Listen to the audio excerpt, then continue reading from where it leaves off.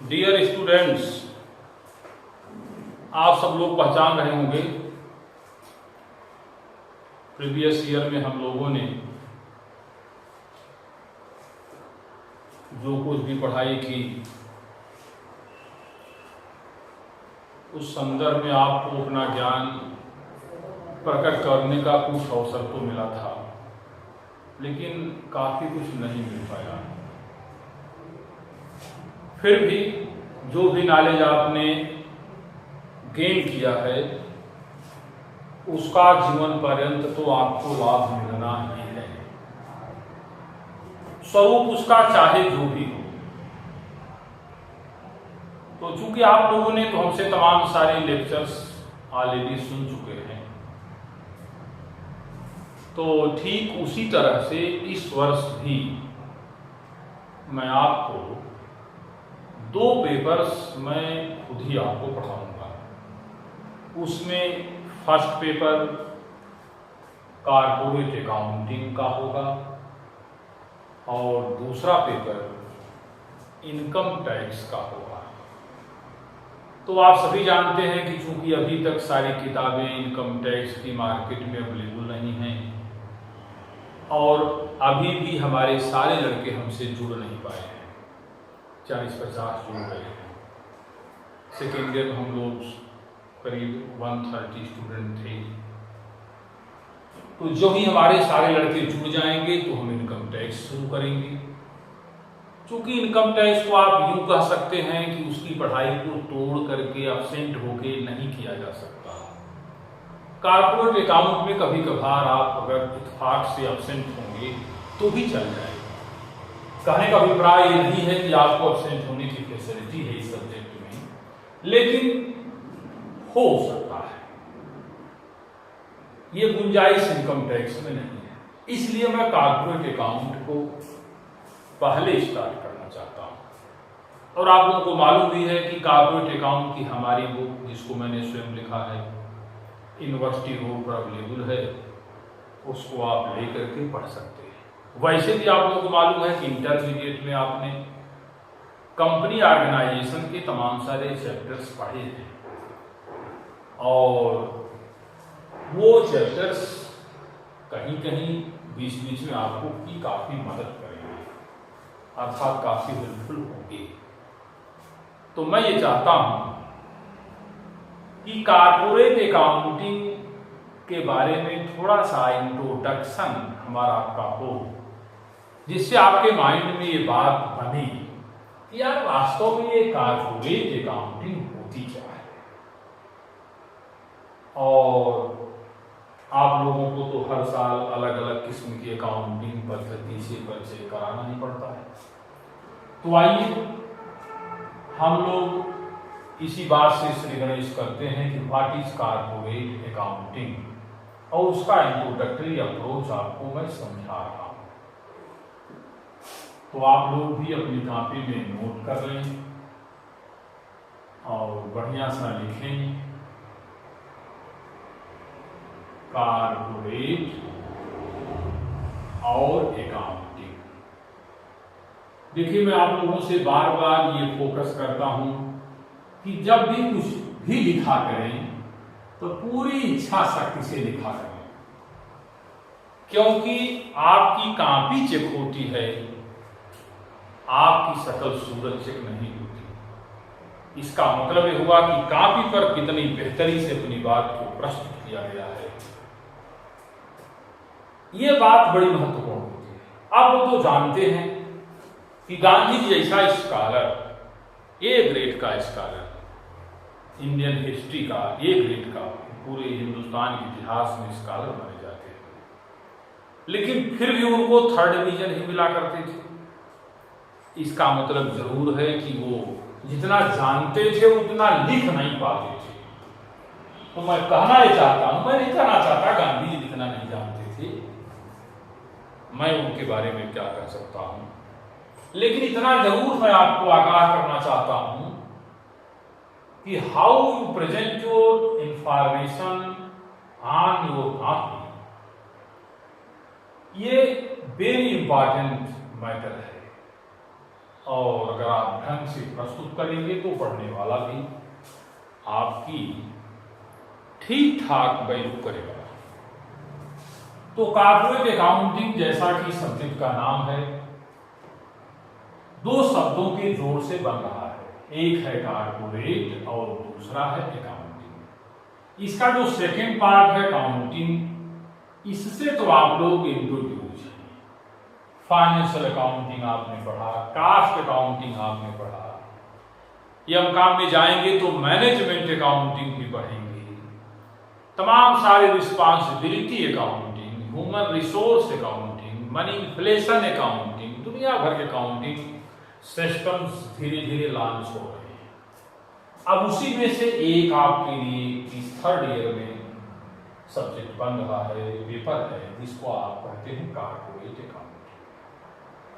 अब अगर हम अकाउंटिंग को सीधे शब्दों में कहें, एज पर माई बिग एक्सपीरियंस, तो मैं सीधा सीधा इतना ही कह सकता हूं, बिना किसी डिफिनेशन की और इधर उधर की बातों के, कि हिसाब किताब रखने की जो प्रक्रिया है ना, उसी को अकाउंटिंग कहते हैं।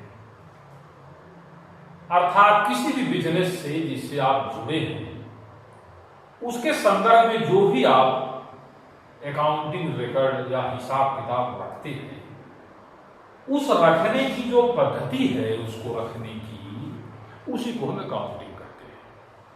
इसका मतलब really accounting is a method of regarding the all types of information about your business.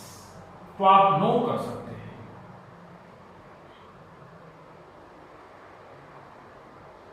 Accounting is a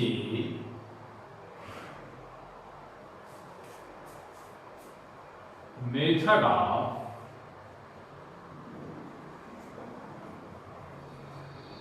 keeping the records in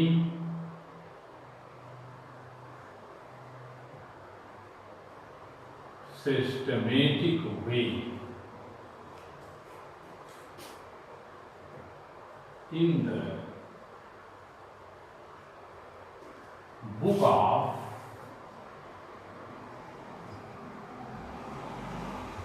business। तो आपके व्यवसाय में जो भी बुक है, उसमें आप अपने हिसाब किताब को कितना बेहतरीन तरीके से रखेंगे, ये जो लिखने की कला है, the art of writing the records in your book to know the performance and position of the business, that is known as accounting. क्या जानने के लिए? To know the business, to know the performance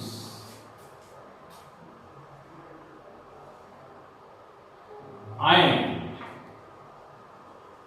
position. आप समझ रहे होंगे, performance की जानकारी प्रॉफिट एंड लॉस अकाउंट बना करके प्राप्त होती है। पोजीशन की जानकारी बैलेंस शीट बना करके प्राप्त होती है। आप लोग जानते हैं कंपनी एक्ट 2013 के अकॉर्डिंगली ही कॉर्पोरेट अकाउंट का अध्ययन आपके सामने मैं प्रस्तुत करूंगा। तो जाहिर सी बात है कि अब आपको हम नए अप्रोच में बैलेंस शीट सिखाएंगे। हालांकि इंटरमीडिएट में आप डीके गोयल को पढ़े होंगे। नए अप्रोच में बैलेंस शीट और प्रॉफिट एंड लॉस स्टेटमेंट बनाया गया था, उससे आप इंट्रोड्यूस हैं, मैं जानता हूं। परंतु मेरी कोशिश होगी कि उन चीजों को और अच्छा क्लियर करें, जो कुछ कमियां रह गई हों और स्पष्ट हो जाएं, और आपको लगे कि वास्तव में अगली पढ़ाई को करने से कुछ फायदा हुआ कि जैसे हम थे वैसे ही रह गए। तो इसका मतलब यह हुआ कि पोजीशन को समझने के लिए, परफॉर्मेंस को जानने के लिए पोजीशन को हम अंडरस्टैंड करते हैं, परफॉर्मेंस को जानते हैं। नोइंग द परफॉर्मेंस को जानने के लिए जिस मेथड का उपयोग हम करते हैं रिकॉर्ड को मेंटेन करने में, उसे ही हम अकाउंटिंग कहते हैं। अर्थात हिसाब किताब रखने की वो पद्धति जो हमारे परफॉर्मेंस पोजीशन को क्लियर करे, उसे हम लेखांकन कहते हैं। I think you are clear. अब मैं इसका जो फर्स्ट वर्ड है कारपोरेट, इसको एक्सप्लेन करना चाहता हूं। और आप देखेंगे तमाम सारी बुक्स मार्केट में अवेलेबल है कारपोरेट अकाउंटिंग के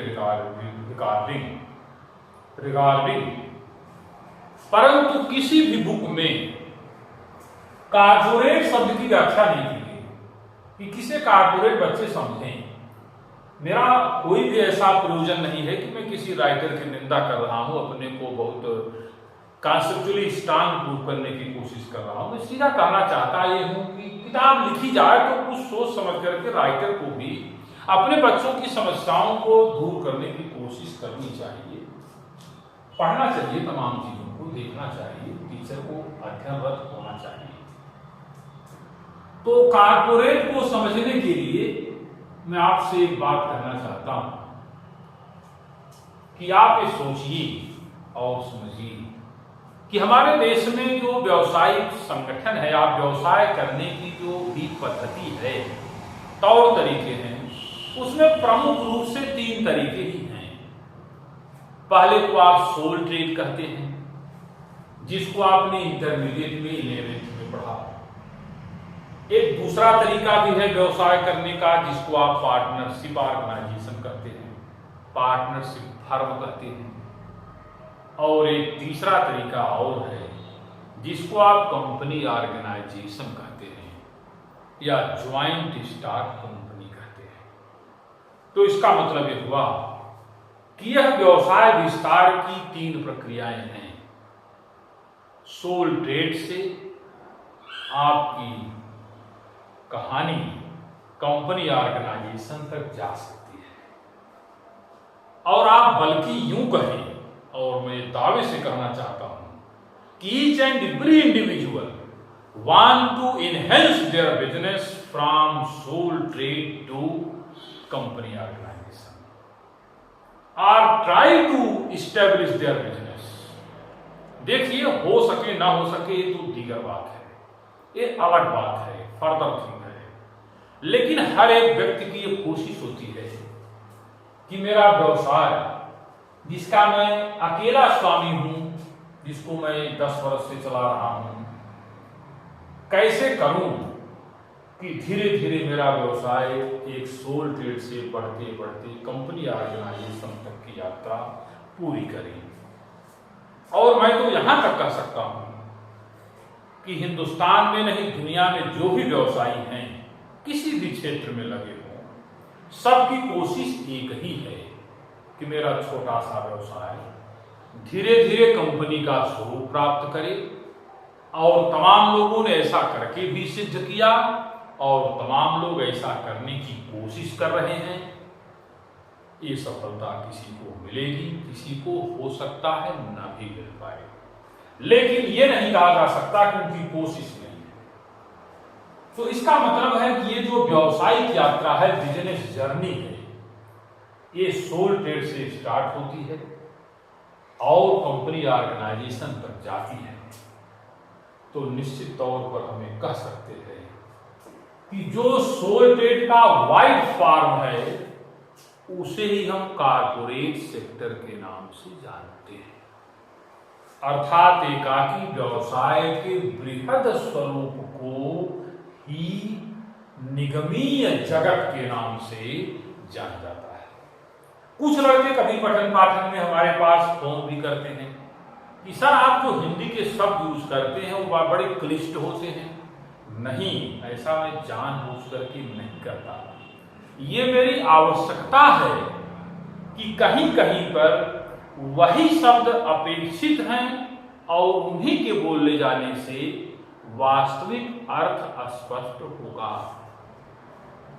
अब जैसे मान लीजिए मिसाल के तौर पर आप लोग तो थर्ड ईयर के स्टूडेंट हैं, बीकॉम सेकेंड ईयर में आपने बिजनेस फाइनेंस हमसे पढ़ा था। तमाम सारे उसमें ऐसे ऐसे शब्द आते थे जिनकी हिंदी समझना इंग्लिश को समझने से कठिन था, बल्कि हम उसकी इंग्लिश बता देते थे तो आप उसका अर्थ क्लियर कर लेते थे, उसकी हिंदी बोल देते थे तो कठिन हो जाता था। लेकिन जो हिंदी मीडियम के हमारे स्टूडेंट हैं वो जब भी अपनी कलम उठाएं तो कॉपी में उन स्थानों पर वही शब्द लिखें जो आपका टीचर बोल रहा है। इसका मतलब है कि वो शब्द वहां पर पूरी तरह से नेसेसरी हैं, अपेक्षित हैं, उन्हीं को लिखें तो ये माना जाएगा कि आप एक सीरियस रीडर हैं, ढंग से पढ़ते हैं, ढंग से समझते हैं और प्रॉपर जगह पर प्रॉपर शब्द का प्रयोग करते हैं। ऐसा नहीं है कि मैं जानबूझकर ऐसे शब्दों का प्रयोग करता हूं जो आपको क्लिष्ट लगे, ऐसा मेरा कोई प्रयोजन नहीं। मैं तो ऑलवेज समझता हूं कि सीधी बातें की जाएं, सीधे तौर पर कॉन्सेप्ट का ट्रांसफर हो। हाँ, तो मैं आपसे कह रहा था कि कारपोरेट को अगर हम एक्सप्लेन करें तो मैं यहां तक अपनी बात को बताया कि जो एकाकी व्यवसाय है, एकाकी व्यवसाय सोल ट्रेड 11th में आपने पढ़ा था, profit and loss account regarding sole trade.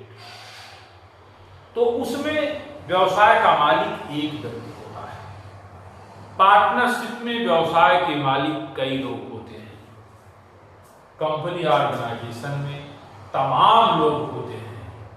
अब आप बताइए, हम कंपनी बोलें तो एक कह दें, पार्टनरशिप बोलें तो एक कह दें।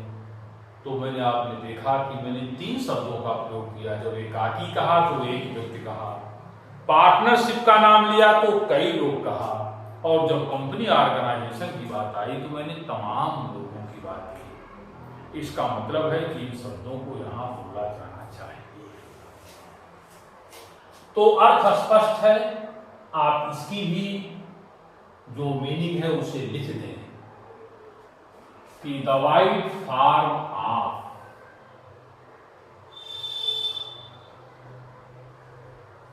White form of sole trade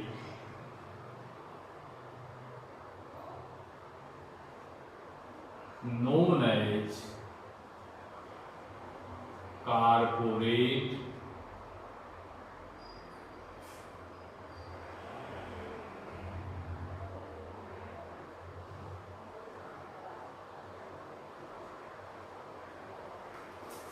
इस तरह से आप अपनी बात को कह सकते हैं, known as corporate, इतना ही सफिशिएंट होना चाहिए। अर्थात एकाकी व्यवसाय के बृहद स्वरूप को हम लोग कारपोरेट अकाउंटिंग के नाम से जानते हैं। तो इसका मतलब यह हुआ कि यदि हम दोनों को जोड़ करके देखें तो दोनों को हम एक साथ कह सकते हैं कि किसी भी व्यवसाय को जानने समझने के लिए जिस पद्धति का प्रयोग हम लोग करते हैं उसे हम लोग अकाउंटिंग के नाम से जानते हैं, और किसी भी व्यवसाय के एकाकी स्वरूप को जब हम बृहद स्वरूप में परिणत कर देते हैं तो उसे हम लोग कंपनी ऑर्गेनाइजेशन के नाम से जानते हैं, या आप यूं कह लें कि उसे ही हम कारपोरेट सेक्टर के नाम से जानते हैं।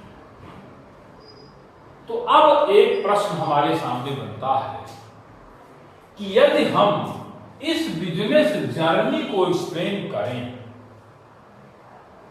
तो आपको ये बात बहुत स्पष्ट हो जाएगी कि वास्तव में एक सोल ट्रेड ग्रेजुअली कैसे कंपनी ऑर्गेनाइजेशन के फॉर्म में टर्न अप हो जाता है।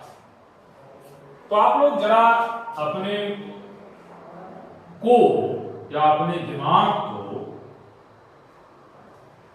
उस क्लास में ले जाएं 11th में जो पहली पढ़ाई आपके टीचर ने कराया था, और वो भी बेसिकली अकाउंटिंग में तो पहली पढ़ाई आपकी हुई थी कि mister Mohan started the business by the ₹1 lakh. याद आ रहा है? तो लड़की सब कह रहे हैं कि सर याद आ रहा है। तो ये चीज फर्स्ट डे पढ़ाई गई कि mister Mohan started the business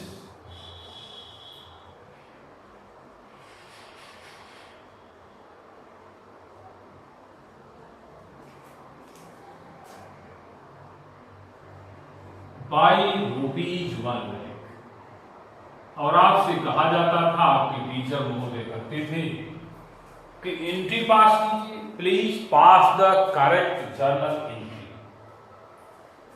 अब आप लोग भी काम थर्ड ईयर में, हम आपसे नहीं कह सकते कि आप एंट्री पास करें, आपकी तौहीन होगी। और कहीं कोई गलत बता दिया तो साथ में हमारी भी तौहीन होगी, क्योंकि मैं तो आपको 2 साल से पढ़ाई रहा हूं। तो इसकी एंट्री आप लोग बड़े शौक से, साफ सुथरा खटाक से करते थे कि cash account debit to capital account 1 lakh यहां शो करते थे और यहां भी 1 लाख रुपीज शो करते थे। अब मैं इधर नहीं जाना चाहता कैसे करते थे, क्योंकि इसको आप बहुत जानते, इधर बोलना मैं अच्छा नहीं समझता। मैंने तो आपको केवल याद कराया कि ऐसा कुछ आपने पढ़ा था। तो क्या आपने देखा कि Mohan started the business by ₹1 lakh, cash account debit to capital account. तो आपको बात समझ में आ गई होगी कि इस व्यवसाय का मालिक एक ही व्यक्ति है, mister Mohan, one who engage the cash in this business in mode of capital. और आपके माइंड में स्पष्ट है कि इस पूरे बिजनेस का प्रॉफिट और लॉस मोहन को ही प्राप्त होगा। लेकिन अगर इसी पढ़ाई को हम 11th से बढ़ाकर 12th में ले जाएं और सोल ट्रेड को थोड़ा सा इनहेंस करके देखें, बढ़ा करके सोचें और समझें, तो आपको समझ में आएगा कि ये चैप्टर था पार्टनरशिप। और वहां पर लिखा होता था कि mister Mohan, Sohan and Ramesh engaged this and this amount, 1 lakh, 2 lakh and 3 lakh rupees in his partnership firm। अर्थात यहां मोहन अकेले थे। दूसरे व्यवसाय की स्थिति में आपने देखा कि मोहन के साथ सोहन और रहीम भी आ गए, जो उनके क्लोज फ्रेंड हैं, और वो दोनों लोग भी रुपए, कुछ और अधिक रुपए लेकर के व्यवसाय में आए। अर्थात मोहन, सोहन और Rahim, they are partners in the firm and employed 1 lakh, 2 lakh and 3 lakh rupees in the business। तो मैं इस बात को फिर से लिख रहा हूं, आप भी नोट करें, बहुत अच्छी बात है। Mister Mohan, Sohan and Rahim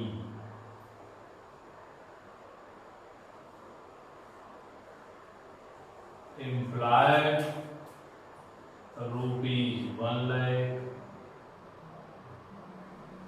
2 lakh and ₹3 lakh in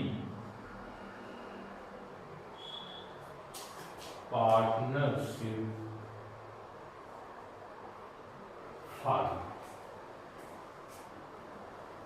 तो आप देख रहे होंगे कि अब आपके पास इस व्यवसाय में तीन लोग इंटर कर रहे हैं और फिजिकली, मेंटली, फाइनेंशियली कंट्रीब्यूट कर रहे हैं। फिर अगर आपसे कहा जाए कि please pass the correct journal entry, तो आप एंट्री पास करेंगे। Cash account debit to partners capital account. हम तीनों लोगों का नाम दे सकते हैं, to Rahim, Mohan's capital, Sohan's capital, Rahim's capital, लेकिन मैंने शॉर्टकट लिखा cash account debit to partners capital account और इसको टोटल करके लिख दिया 6 लाख रुपीज। तो आपने देखा जर्नल एंट्री में फंडामेंटली कोई चेंजेस नहीं हुआ, केवल एक बात बदली गई, सब कुछ वही है। टू और कैपिटल के बीच में पार्टनर्स लिख दिए गए। तो अगर इतना ही मूंगफली के ठोंगे पर ट्रेन में आपको लिखा हुआ मिल जाए तो इतने से ही समझदार स्टूडेंट समझ जाएगा कि ये पार्टनरशिप फर्म से रिगार्डिंग एंट्री पास की गई है। और अगर इस तरह से कुछ लिखा हुआ मिल जाए तो आपको ये लगेगा कि इस व्यवसाय का स्वामी कोई एक व्यक्ति ही रहा होगा, क्योंकि टू और कैपिटल के बीच में पार्टनर्स शब्द मेंशन नहीं है। तो पढ़ाई का मतलब ये होता है कि अगर उसका कोई पार्ट भी देखने को मिल जाए तो उसके पहले की बातें, उसके बाद की बातें बिल्कुल क्लियर हो जानी चाहिए। तो मैं समझ रहा हूं कि बातें समझ में आ रही होंगी। Thank you. अब इस स्टेप को हम एक कदम और आगे बढ़ाते हैं तो आपको एक बात समझ में आएगी कि एकाकी व्यवसाय, सोल ट्रेड, फिर पार्टनरशिप और इसका तीसरा फॉर्म होगा ज्वाइंट स्टॉक कंपनी या कंपनी ऑर्गेनाइजेशन। इसका मतलब यह होगा कि अब उस व्यवसाय में मोहन, सोहन और रहीम के साथ और तमाम लोग भी होंगे। कहा ऐसी कौन सी जरूरत आ गई कि मोहन, सोहन, रहीम को अपने साथ और लोगों को जोड़ने की जरूरत महसूस हुई? का इसका सीधा कारण स्पष्ट है कि साथ इन लोगों की महत्वाकांक्षा, व्यवसाय का साइज इतना बड़ा हो गया है कि अब इन लोगों में वो फाइनेंशियल स्ट्रेंथ नहीं है कि अपनी महत्वाकांक्षा को और फाइनेंशियल नीड को ये लोग फुलफिल कर सकें। अब इनको बड़ा व्यवसाय स्टेब्लिश करने की तमन्ना इनके मन में जागृत हो गई है। तो अब ये चाहते हैं कि मेरा व्यवसाय बहुत बड़ा हो, जिसकी बड़ी पूंजी हो और उसका नेशनल इंटरनेशनल अप्रोच हो। तो उस लक्ष्य को पाने के लिए इन्होंने अपने व्यवसाय के रूप को ही बदलने की कोशिश किया। तो अब जाहिर सी बात है कि जिस व्यवसाय की स्थापना होगी या होने जा रही है उसे हम कंपनी ऑर्गेनाइजेशन के नाम से जानते हैं। तो जाहिर सी बात है कि कंपनी ऑर्गेनाइजेशन को जब आप स्टेब्लिश करेंगे तो आपको इसके लिए बड़ी मात्रा में, ह्यूज क्वांटिटी में कैपिटल नीडेड होगी और उस कैपिटल की भरपाई या उस कैपिटल की सप्लाई ये मोहन, सोहन और रहीम नहीं कर सकते। तो आपको इसके लिए और ऐसे तमाम लोगों को साथ में जोड़ना होगा जिनसे फाइनेंशियल नीड को पूरी की जा सके और अपने उस बड़े लक्ष्य को हासिल भी किया जा सके। तो थर्ड फेज को समझने के लिए हमें आपके ब्लैक बोर्ड को स्वीप आउट करना होगा और ऊपर की सारी बातें आप नोट कर चुके हैं। अतः मैं इसको मिटा करके फिर से आगे बढ़ाना चाहता हूं। आप लोग भी आपका अगर पेज भर गया हो तो उसको बदल सकते हैं, ऐसा मैं समझ रहा हूं। तो जो थर्ड स्टेप है उसे हम कंपनी ऑर्गेनाइजेशन के नाम से जानते हैं, और इसमें हमें तमाम लोगों की जरूरत होगी जिनसे हम फंड कलेक्ट करेंगे और एक वाइड मोड में ऑर्गेनाइजेशन को आगे की तरफ बढ़ाएंगे। तो ये हमारा थर्ड स्टेप होगा, जिसमें एक कंपनी फॉर्मेशन के संदर्भ में हम लोग सोचेंगे।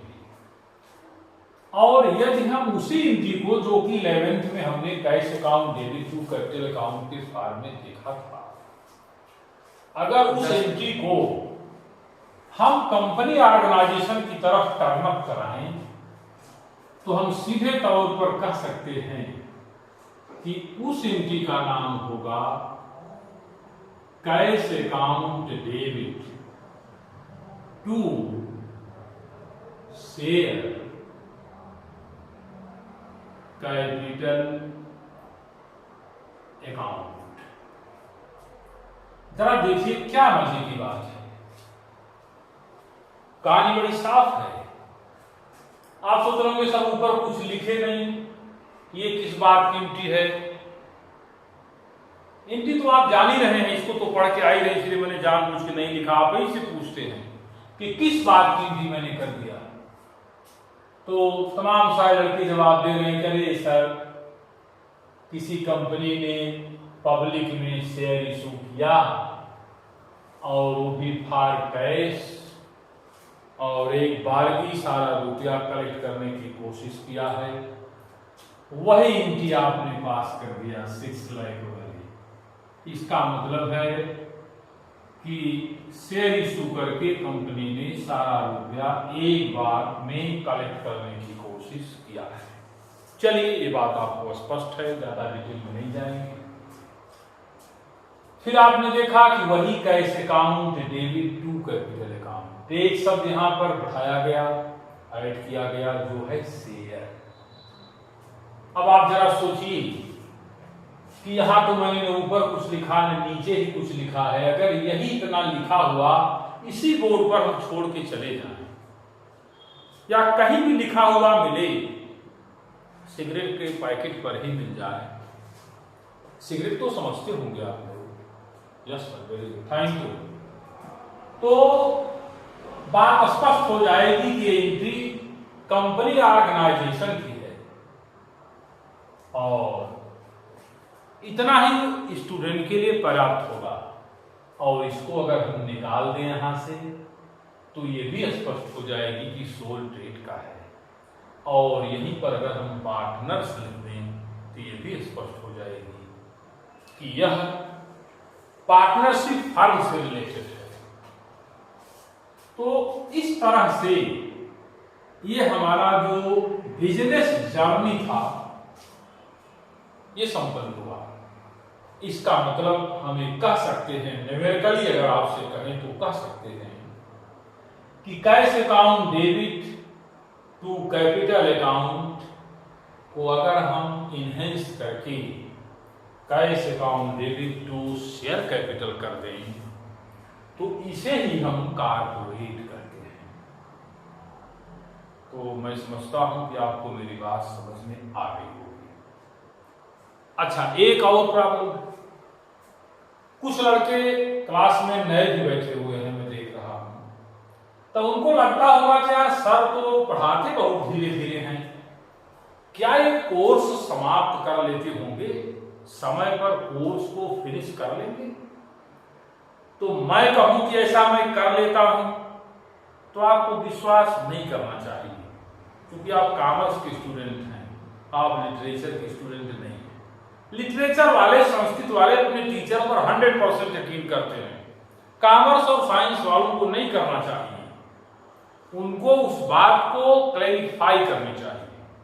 तो कैसे क्लेरिफाई होगा? तो आपने पढ़ा है कि कुछ प्रश्नों के जवाब उसी व्यक्ति से नहीं लिए जाते जिसके सामने प्रश्न रख, जिसको सही तरीके पर समझना है। जैसे कोई लड़का सिगरेट पीता है कि नहीं, उसी से पूछेंगे तो सटीक जवाब नहीं देगा। अगर ये जानना है तो उसके मित्र से पूछिए कि वो सिगरेट पीता है कि नहीं। तो आप जो क्लास में और विद्यार्थी बैठे, स्टूडेंट्स बैठे, उनसे पूछिए कि क्या सेकेंड ईयर में ये टीचर अपना पूरा कोर्स समझ कर फिनिश कर लिया था? तो ये लड़के जवाब देंगे फिनिश ही नहीं, ये तमाम टॉपिक दोहरा दिए थे, जितने इंपॉर्टेंट क्वेश्चन थे उसको पढ़ा भी दिए थे और समय से कोर्स समाप्त किए थे। क्योंकि मेरी एक बेसिक फीचर ये है कि मैं रेगुलर क्लास करता हूँ। आप एब्सेंट हो सकते हैं, इसमें कोई ऐसा स्टूडेंट नहीं बैठा है जो मेरे बराबर क्लास में रेगुलर आए और समय पर आए। मेरा क्लास जब बात है तो सुबह में खराब मिलूंगा और उतने समय तक आपको निश्चित तौर पर पढ़ाऊंगा जितना मुझे पढ़ाना चाहिए। तो अगर इस तरह की कोई शंका आपके मन में जा रही हो तो कृपया उसे दूर कर लें। और कैसे दूर करेंगे? अपने ही किसी मित्र विद्यार्थी से पूछें जो हमसे पढ़ चुका हो। चलिए इस बात को छोड़ते हैं। तो अब एक प्रश्न बनता है कि ये मैंने आपको बिजनेस जर्नी समझाया और आपको क्लियर भी हो गया होगा कि कॉर्पोरेट अकाउंटिंग किसे कहते हैं। अब मैं आपके सामने एक दूसरी बात रखने जा रहा हूं कि जब बात चल ही चुकी है कि हम सोल ट्रेड से कंपनी ऑर्गेनाइजेशन तक आ गए, तो ये जो कॉर्पोरेट अकाउंट सर आप पढ़ाने हमको जा रहे हैं, इसमें क्या पढ़ाएंगे हमको? तो आप ये जानिए, सीधे तौर पर जानिए, जैसे एक व्यक्ति जब इस दुनिया में जन्म लेता है तो उसके जन्म लेने के पहले से और उसके मृत्यु के बाद तक तमाम सारी प्रक्रियाएं विद्वानों के द्वारा परिवार के लोग संपन्न कराते रहते हैं।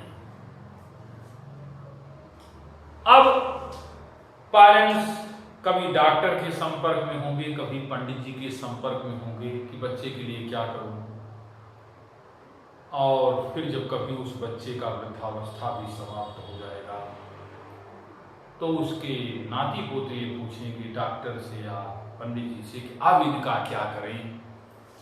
ये सारे डायरेक्शंस गिवन बाय योर धर्मगुरु एंड योर डॉक्टर। तो उसी तरह से चूंकि आप लोगों ने पढ़ा है, 11 से पढ़ रहे हैं कि company is an artificial person. तो जब कंपनी भी एक पर्सन ही है तो एक कंपनी के साथ भी वो सारी क्रियाएं संपन्न होंगी जैसे एक नेचुरल पर्सन के साथ होती हैं, अर्थात जन्म के पहले से और मृत्यु के पश्चात तक, before your birth, after your death. जो डायरेक्शन पेरेंट्स डॉक्टर और गुरु से लिया करते हैं, ठीक उसी तरह से कंपनी ऑर्गेनाइजेशन में भी कंपनी फॉर्मेशन से लेकर डिसोल्यूशन तक की सारी क्रियाएं हम आपको तमाम चैप्टरों के माध्यम से एक्सप्लेन करेंगे, जिसे आप अपना कोर्स भी समझ सकते हैं और जिसे आप अपना पूरा स्टडी की एरिया भी समझ सकते हैं। तो फर्स्ट टॉपिक हमारा जो होगा वो introductory aspect of the corporate accounting होगा।